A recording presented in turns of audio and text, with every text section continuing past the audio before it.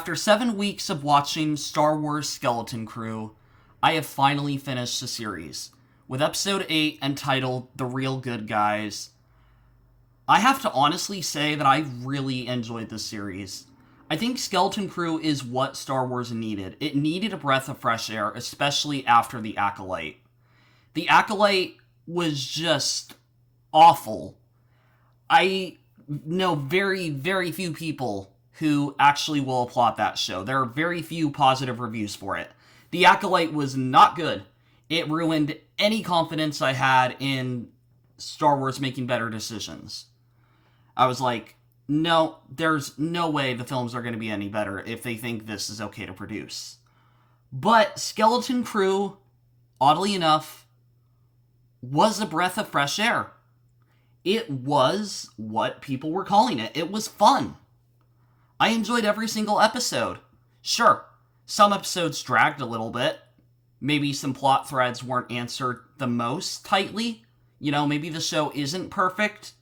But look, nothing is. The original trilogy of Star Wars has issues you can pick at. The Ewoks, for example. Or the whole scene at Jabba's palace. There are things you can point out in the original trilogy. And I treat Skeleton Crew kind of like that. This feels almost like a sequel to the original trilogy in the spirit. It's just a really fun adventure.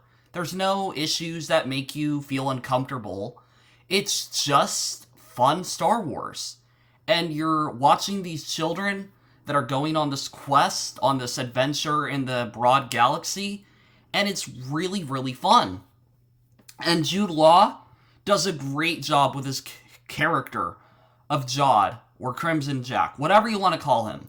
He does a great job with his character. I actually don't know many projects that he's in, or that's incorrect. I know he's in quite a few things. I haven't seen him, though, in those things. But I wasn't sure, what he was going to bring to the series. I hadn't studied a lot of his work or anything like that. But he did a really good job. And Disney did it. They created a really good antagonist. They created a character that isn't a twist villain in a bad sense. It isn't a villain that seems the whole time like a good guy and then turns into a villain and it's so out of left field. I mean, I will admit, yeah, it is kind of a twist villain, but you also kind of get from the beginning of the show that this guy isn't what he says he is. Episode 8 that I watched, this episode, I will say is also action-packed. It is a really, really fun episode. I really did enjoy a lot of what was in here. I was a little bit worried at the beginning. I'm like, this is a little slow. I'm worried that they kind of set themselves up to disappoint the audience by mistake. I was a little worried that episode 7 was too good with where it ended up. But episode 8, it delivers. It has so much fun. Sorry for the voice crack. But it has so much fun. It takes episode 7 and it says, we're not going to end this the exact way you think we will. Or if we are going to end there, there's going to be quite a long road to get there. I'm going to get into spoilers now. I haven't really separated the sections like this, but I do want to talk in depth about spoilers. There are some little criticisms I have with this episode, but I just kind of want to let this be a full-blown, here's my final thoughts thing. I might make a video with some other people discussing it, but here, let's just put it out. Spoilers starting now. Alright, so I'm going to say it that the ending of episode 7 was great. It was really good to end the episode on a really dark note like that. And it feels like classic TV shows, like Zorro or Lassie, where they're like, will this character, be the hero of the day? Will they be able to defeat the evil enemy, or will they be safe? And you have to wait a whole week to figure out if that's the case. And I really like that the series was like that. I really like that it felt like a television series. Because Obi-Wan Kenobi, I've even made a fan edit of it into a movie. It feels like you could cut out a lot and make it a feature film, but Skeleton Crew doesn't. Skeleton Crew does honestly feel like a television show that was designed to be a television show from the very beginning. And Episode 8, look, let's start at the very beginning.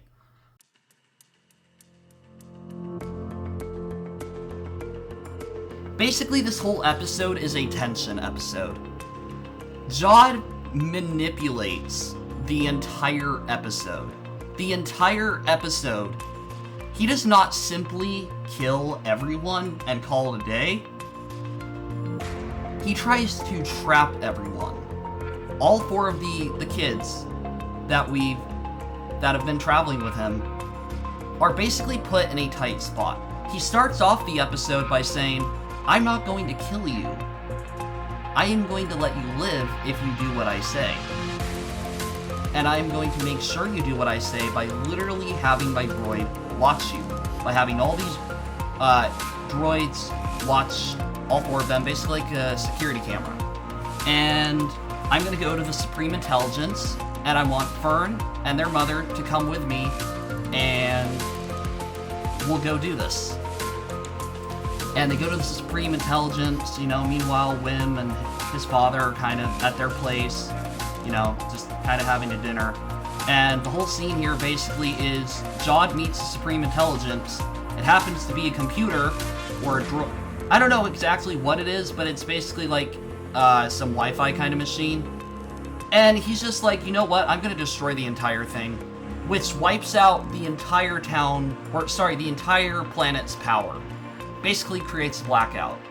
And so after this, all the droids are shut off, and Wim's like, "Yo, Dad, Jod's a bad guy. He's trying to steal from us. He's lying. He's going to kill everyone. He wants to invade, blah, blah, blah."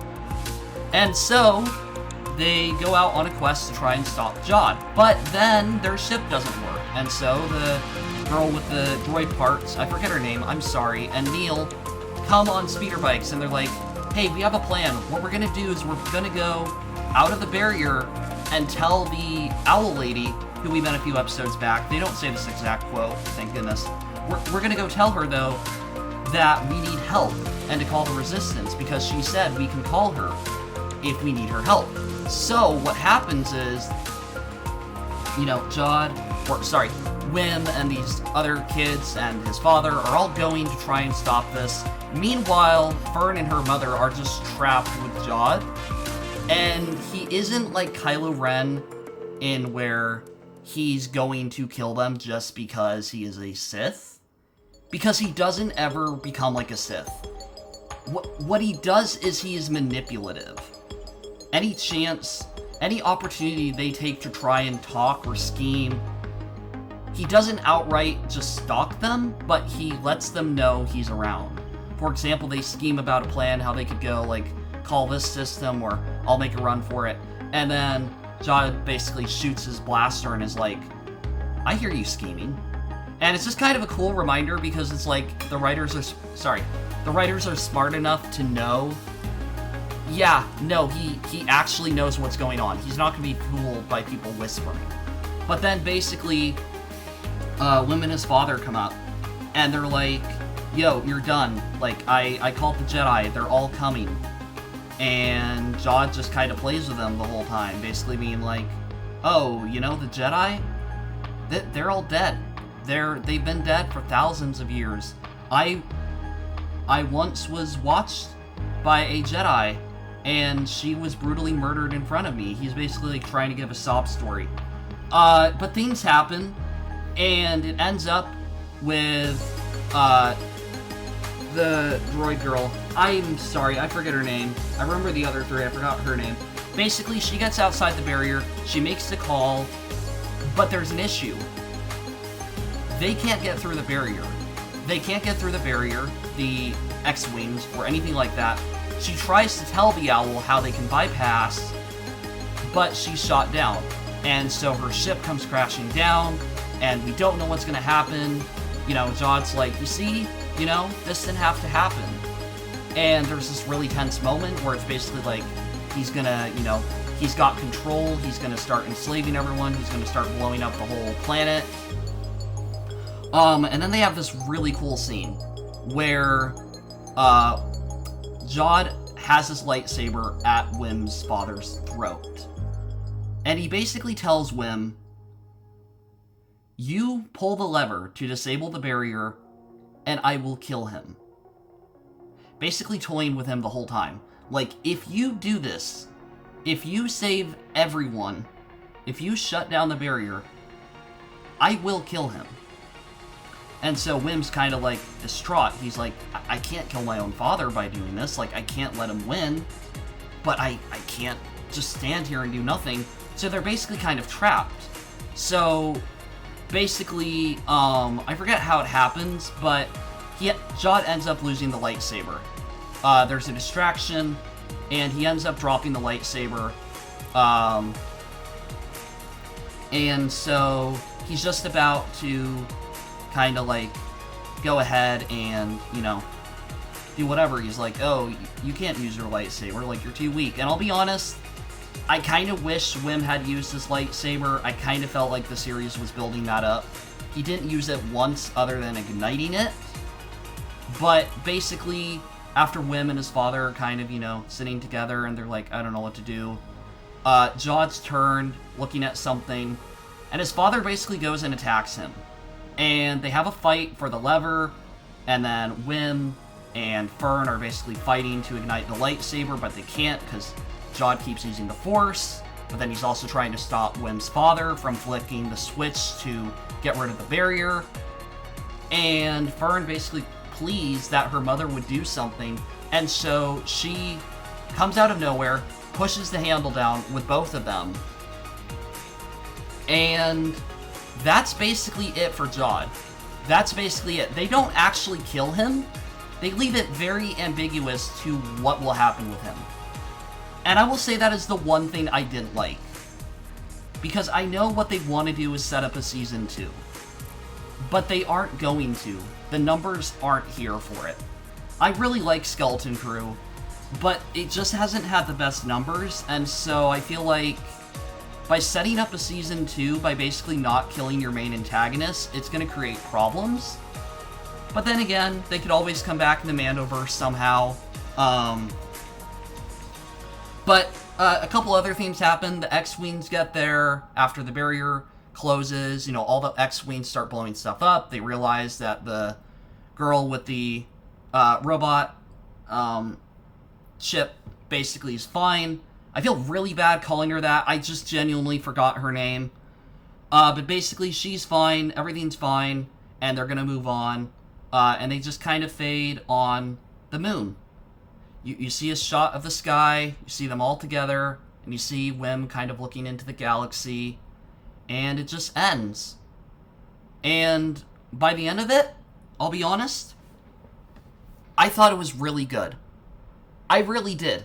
I really, really like this episode of Skeleton Crew. I really like this series.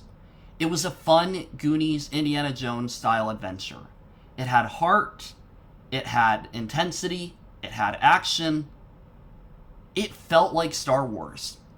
It's nice that it feels like it belongs in this galaxy. It really is. It was really nice getting to watch this and just having fun.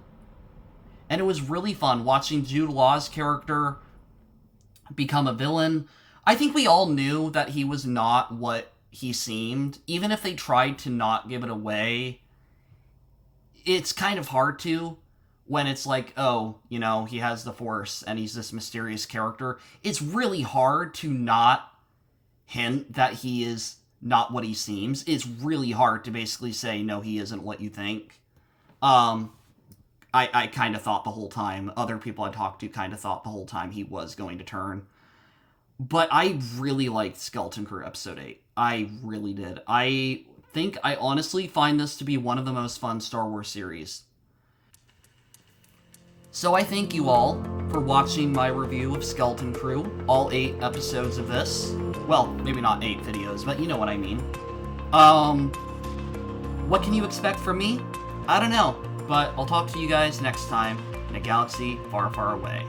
Alright, bye everyone, thanks for watching.